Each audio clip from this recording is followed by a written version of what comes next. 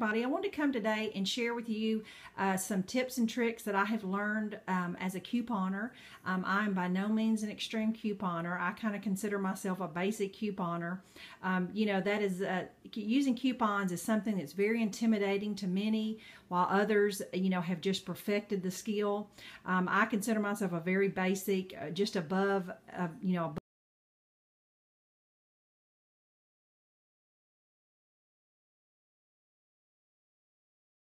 above a basic couponer. But I want to share with you first the sources of my coupons, and I really don't go to any extreme measures to get my coupons. I do get a red plum insert every week in my mail on Tuesdays, and so there's always at least one or two coupons I can use out of that.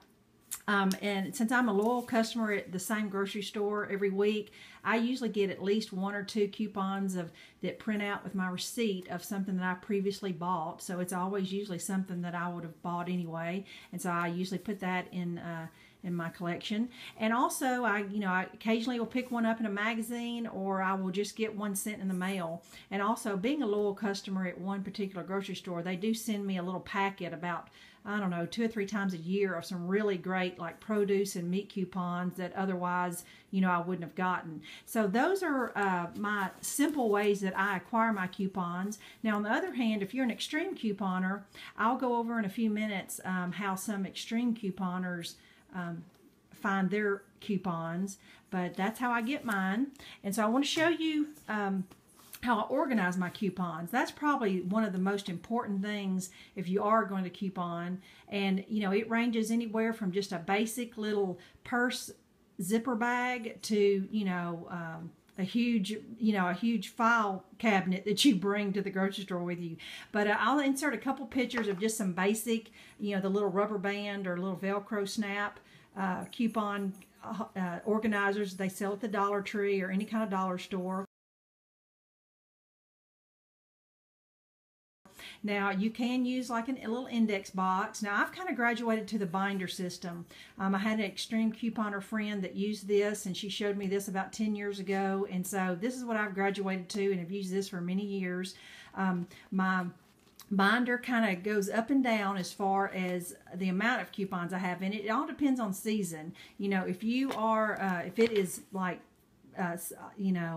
summertime and it's Memorial Day, 4th of July, you know, you can find lots of good basic condiment coupons. And so my binder right now is kind of scarce because it's kind of in between those times of years. Like come Thanksgiving, there's tons of good basic coupons. But this first page, well, first of all, let me tell you about these little inserts. And I just recently learned that they sell these at the Dollar Tree now. I don't know how many you get in a pack, but they sell them in the long 3 strips.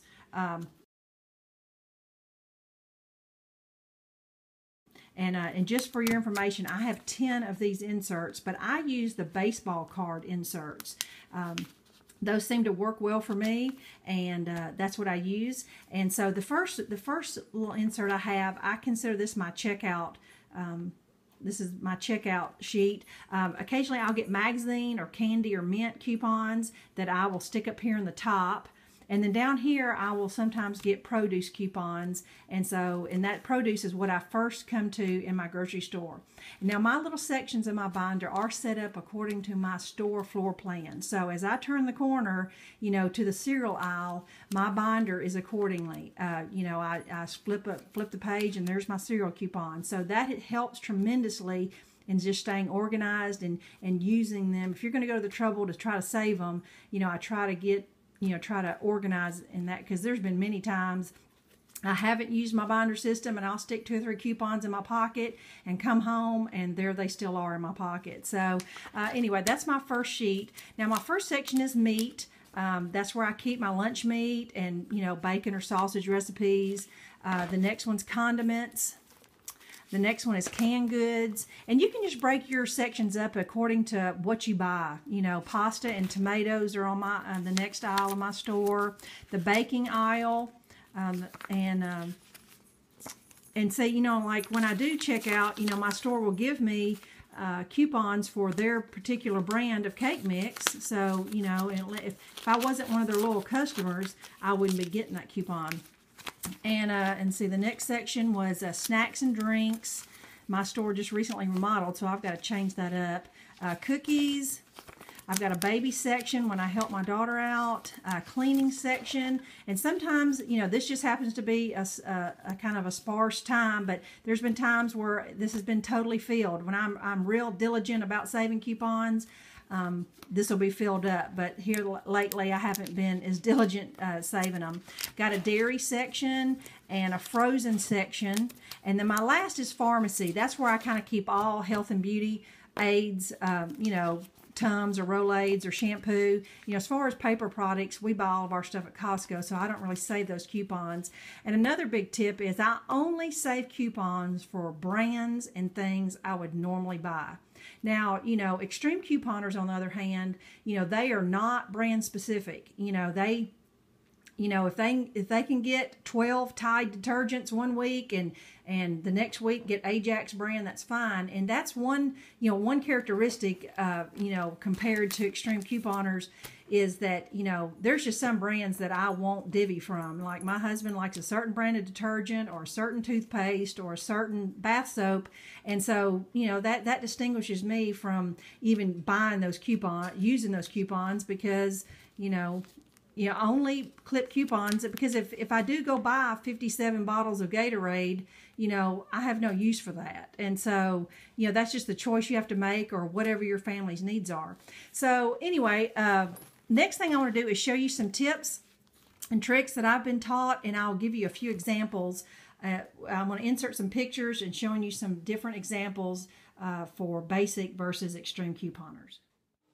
I just wanted to go over a few pictures of basic versus extreme couponers. This is an excellent way for beginner couponers to start, and it's to create a coupon swap box.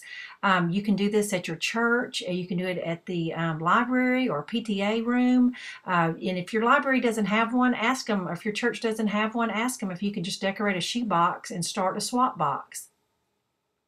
Another thing for beginner couponers is to download your grocery store's loyalty program. That is a huge savings. I'll be the first one to admit that the electronic coupons are not as user-friendly as the hands-on, but you do, if you familiarize yourself with what you have, you can really bank some savings on things that you didn't even know was on sale. My loyalty program keeps track of what I buy, and a lot of these digital coupons you can use up to 5 times. Now the next is a few examples of some extreme couponers. This is some storage examples that they do. In order to pull off this kind of extreme, they have to file according to expiration dates and types of products. Now the next few pictures are some examples of their stockpile. You know, if you have got the room and the time to house this sort of thing, you know, I think it's great. If you've got a big family or charitable organization, that's great. But, you know, in this picture looks like a convenience store in someone's garage, but that's great. I'm all about a bargain. Another characteristic of extreme couponers is they do ad match. They, you know, a lot of people go to 2 or 3 grocery stores a week, but I'm just not willing to do that.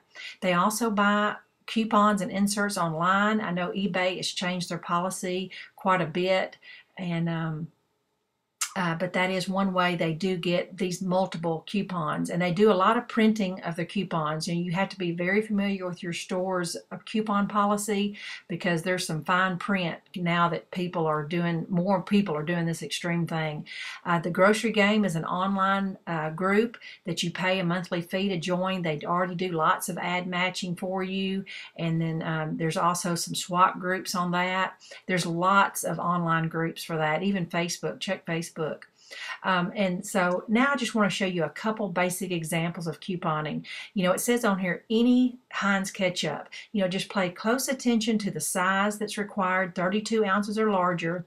But it says any ketchup. It does not have to be the picture. You know, Heinz ketchup now comes in jalapeno flavor, so it can be any kind. Just like this example of this coupon. You know, you pick up a Rimmel eye product, it can be an eyeshadow, even though this picture is not showing eyeshadow. So that's just what's a little intimidating when people are afraid they're going to get rejected at the register.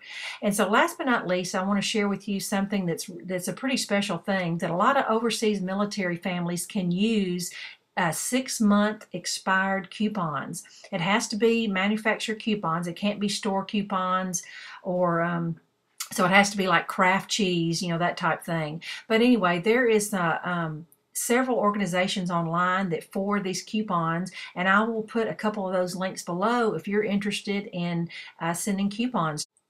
Well, I hope this video inspired you or educated you in some small way that you might want to give couponing a little basic try. So thanks for watching. Bye-bye.